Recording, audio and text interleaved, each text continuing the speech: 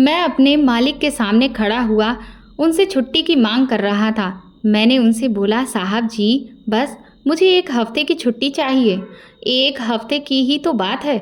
आप मुझे मेरे गांव जाने की इजाज़त दे दीजिए। मेरी पत्नी की डिलीवरी इसी हफ्ते होने वाली है। मैं चाहता हूँ कि इस मुश्किल घड़ी में मैं अपनी पत्नी के साथ रहूं। मालिक किसी वहम का शिकार हो गए थे। वो गहरी सोच में डूबे हुए थे और फिर कहने लगे, लेकिन तुम्हारे जाने से मेरा बहुत नुकसान हो जाएगा, इसलिए तुम ही बताओ कि मैं तुम्हें कैसे जाने दूं।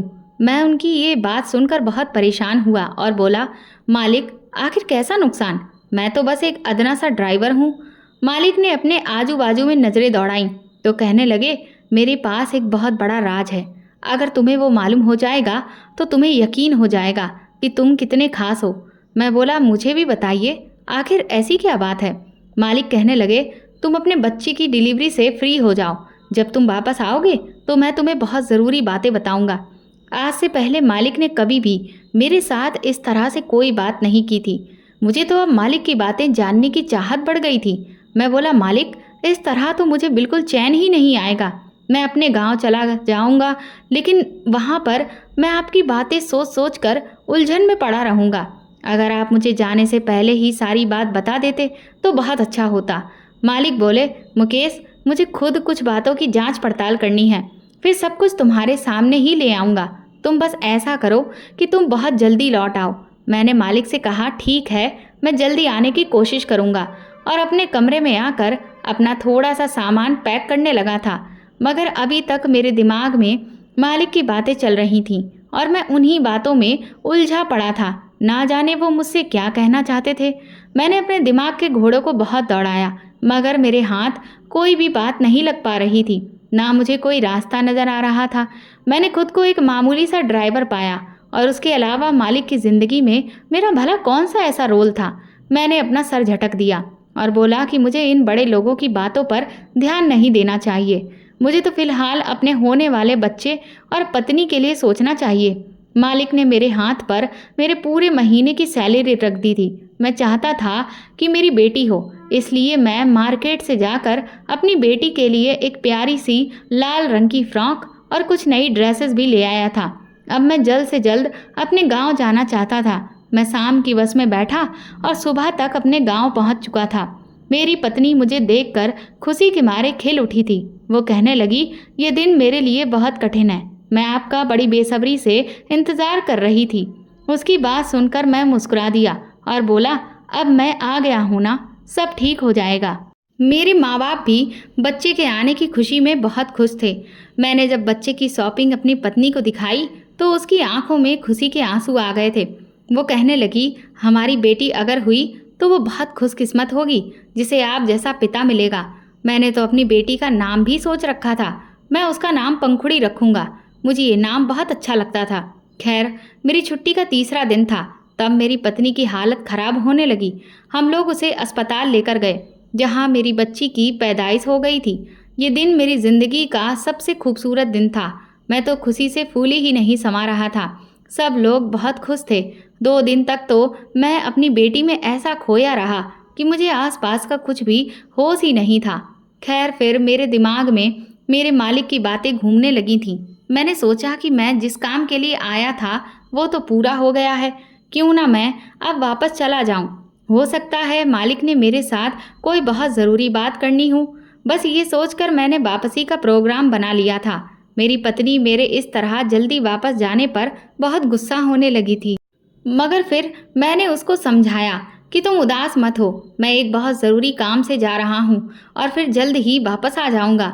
मेरी पत्नी का दिल बहुत घबरा रहा था, मगर मैं क्या कर सकता था? मेरी भी मजबूरी थी, मुझे वापस तो जाना ही था। मैं मालिक के घर पहुँचा तो मुझे वहाँ अजीब सा उदास सा माहौल महसूस हुआ। मेरा दिल ये सब देखकर बहुत घबरा गया था। मैंने सोचा था कि शायद मैं अपनी बेटी को छोड़कर आया हूँ, इसलिए मेरा दिल उदास है। मैं जब घर के अंदर दाखिल हुआ तो चौकीदार कहने लगा, मुकेश, तू आ गया? चल, अच्छा ही हुआ। तुझे पता है, इस घर के मालिक की मृत्यु हो गई है, मगर तू वापस ही नहीं लौटा।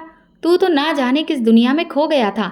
मैं बड़ी हैरानी से चौकीदार की तरफ देखने लगा, क्योंकि मुझे उसकी इस बात पर यकीन नहीं हो रहा था। ना जाने वो ऐसा क्यों कह रहा था।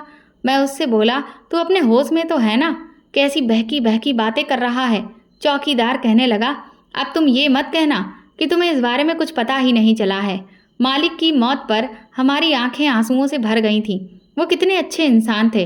वो अपने नौकरों का इतना ख्याल रखा करते थे। सच कहूँ तो उनका चेहरा मेरी आंखों के सामने से हट ही नहीं रहा था। मैं बोला, आखिर उनकी मृत्यु कब हुई? तो चौकीदार कहने लगा, तुम्हारे जाने के दूसरे दिन ही उनकी मृत्यु हो गई थी। जिस दिन उनकी मृत्यु हुई थी वो बहुत परेशान लग रहे थे। सारा दिन वो यहाँ वहाँ टहलते रहते थे।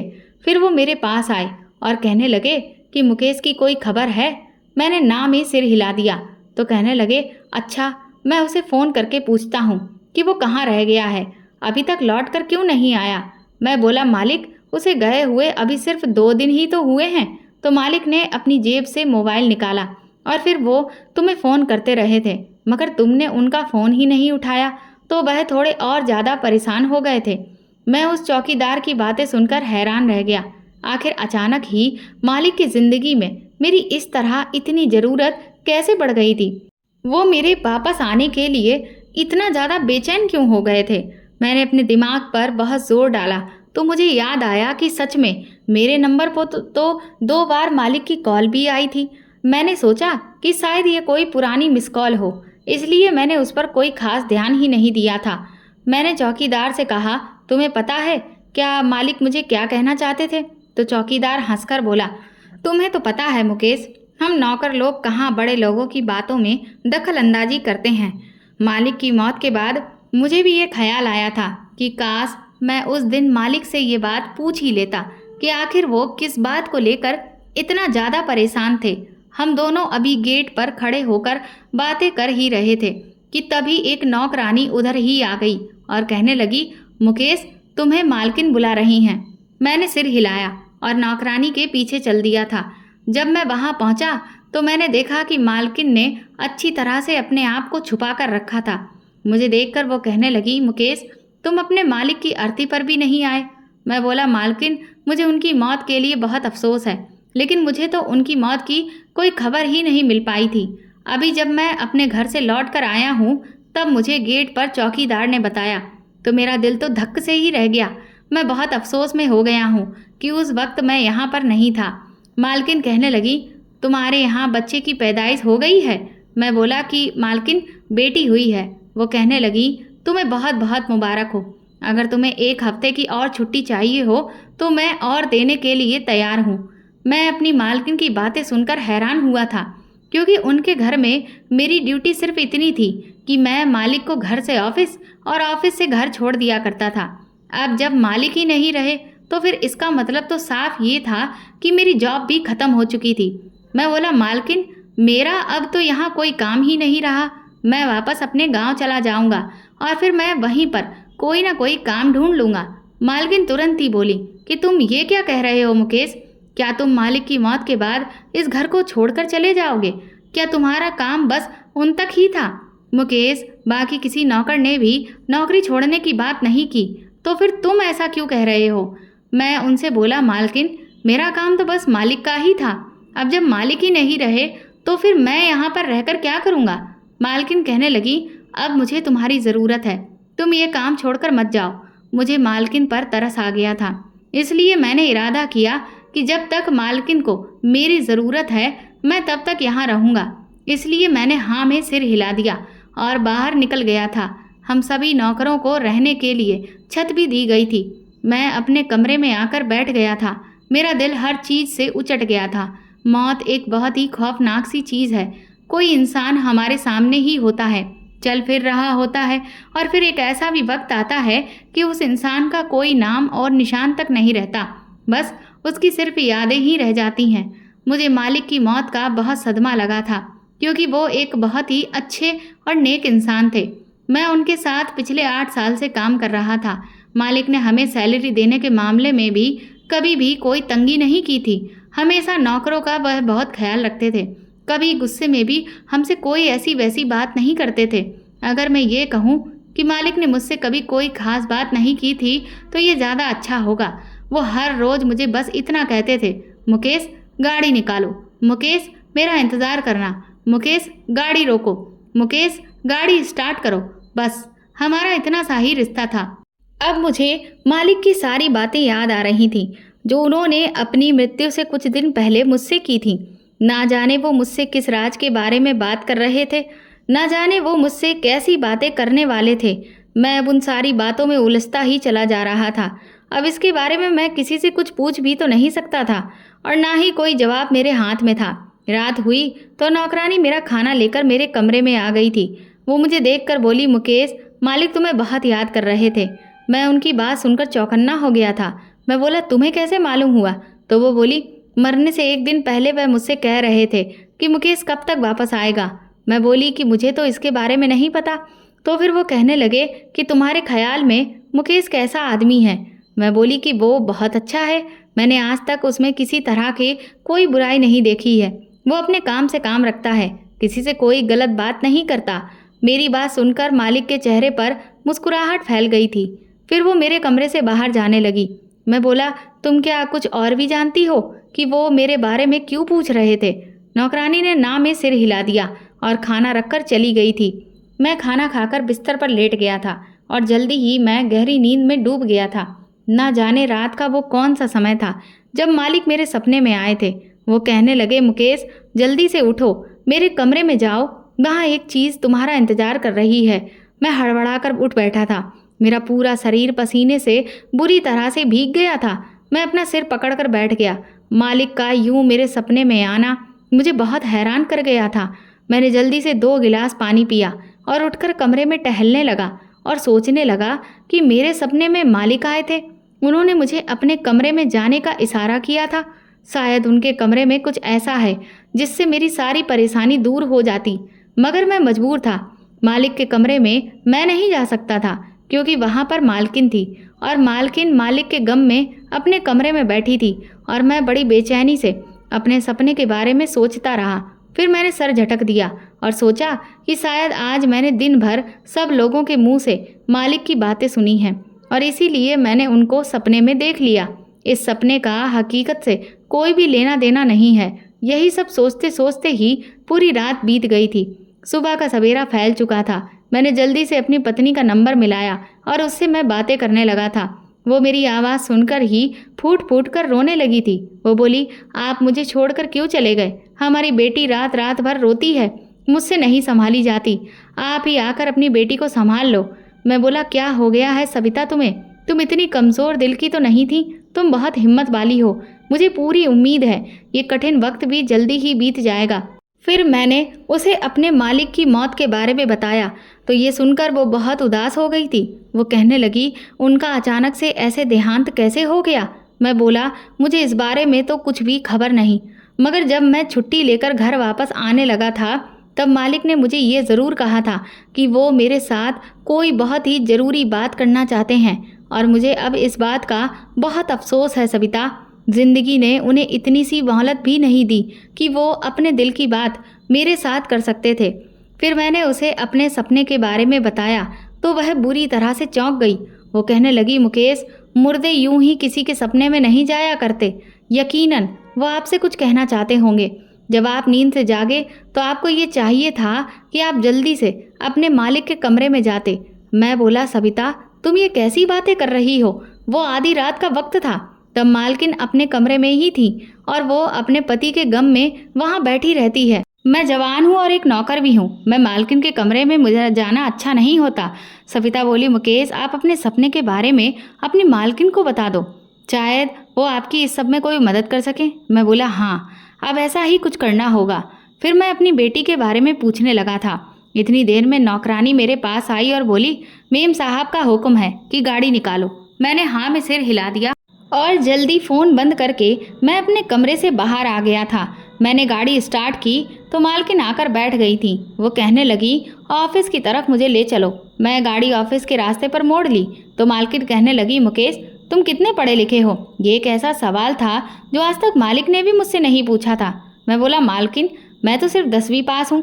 तब मालकिन बोली, मुकेश, तुम्हारे मालिक मरने से पहले बहुत अजीब अजीब सी बातें कर रहे थे।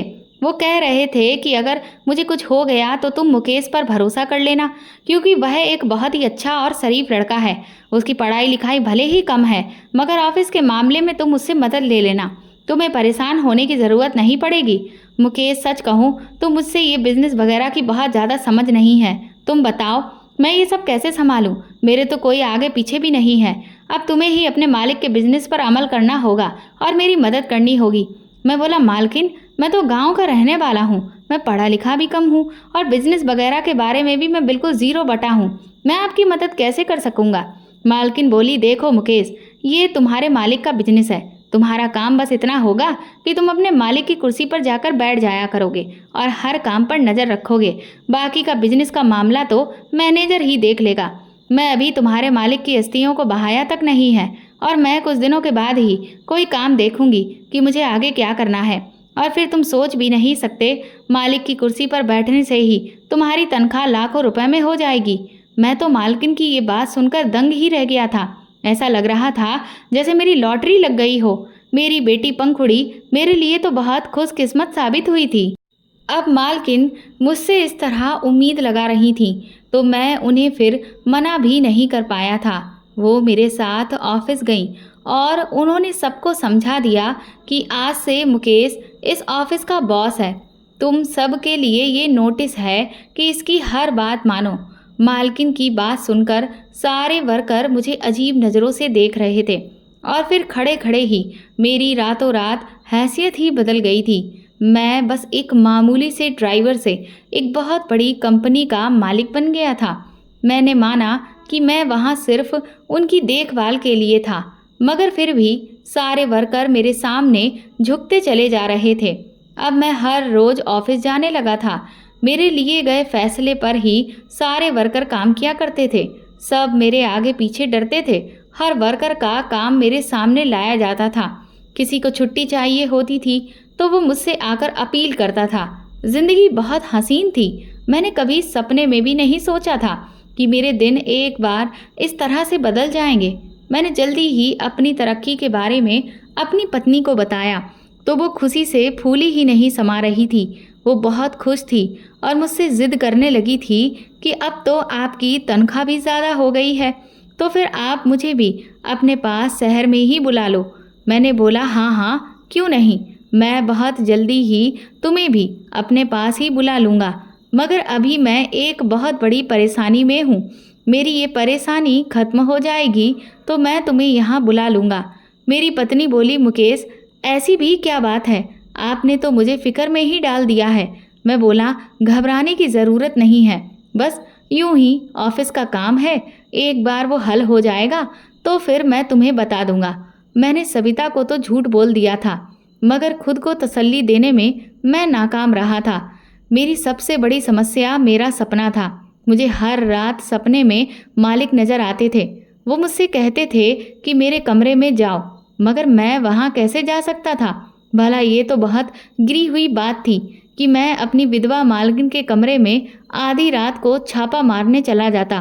फिर मुझे इस बात का भी डर था कि कहीं मालकिन मुझसे गुस्सा ना हो जाए और वो मुझसे मेरी हैसियत ही ना छीन ले।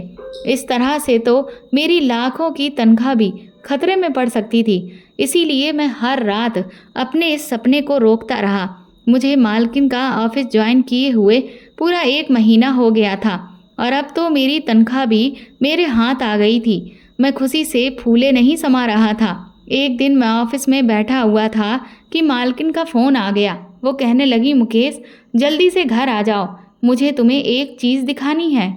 मैं परेशान हो गया कि आखिर ऐसी भी क्या बात है जो मालकिन ने मुझे इतनी इमरजेंसी में घर बुलाया है। मैं जल्दी से उठा और गाड़ी में जाकर बैठ गया था। घर पहुंचा तो मालकिन लॉबी में ही बैठी हुई थी और वो फूट फूट कर रो रही थी। मेरी घबराहट बढ़ती ही चली जा रही थी। मैं बोला, मालकिन, आखिर क्या हो गया है, आप इस तरह से क्यों रो रही हो? तो मालकिन ने मेरे सामने एक कागज़ रख दिया। वो मुझसे कहने लगी, आज मैं अपने कमरे की बारीकी से सफाई करवा रही थी तो मुझे वहाँ से ये खत मिला। ये तुम्हारे नाम पर ही है मुकेश, ये मेरे पति ने लिखा था। मैंने थर थर काँपते हुए हाथों से वो खत पकड़ लिया। वो कहने लगी, मुकेश, इस खत को पढ़ो और मुझे भी बताओ कि मेरा पति तुमसे ऐसा भी क्या कहना चाहता था जो उसने खत का सहारा लिया। मैंने जल्दी से खत के ऊपर से टेप उतार दी थी। मैंने खत पढ़ा तो मैं दंग रह गया।